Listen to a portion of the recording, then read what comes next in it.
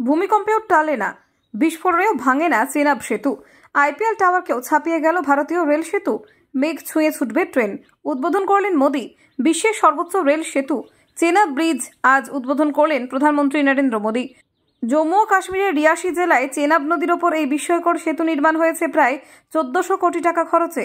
নদীর তলদেশ থেকে যার উচ্চতা 359 মিটার, প্যারিসের আইফেল টাওয়ারের থেকেও 35 মিটার বেশি। চেনাব সেতু ভূমিকম্প, বিস্ফোরণ ও প্রবল বাতাস সবকিছুর বিরুদ্ধে প্রতিরোধ ক্ষমতা সম্পন্ন। এটি ঘন্টায় 100 কিলোমিটার গতির ট্রেন এবং রিক্টার স্কেলে 8 মাত্রার ভূমিকম্প সহ্য করতে পারে। 266 কিলোমিটার গতির হাওয়া ও তাপমাত্রার এর কাঠামোকে কাবু করতে পারবে না। ইউএসবিআরএল প্রকল্পের অংশ এই সেতু কাশ্মীর উপত্যকাকে দেশের মূল সড়ক ও রেলপথের সঙ্গে যুক্ত করবে। আন্তর্জাতিক বিশেষজ্ঞ প্রতিষ্ঠান যেমন DRDO, IIT Delhi, IISc Bangalore এবং জার্মান ফিনিশ ডিজাইন সংস্থাগুলোর যৌথ প্রচেষ্টায় সম্পন্ন হয়েছে এই প্রকল্প।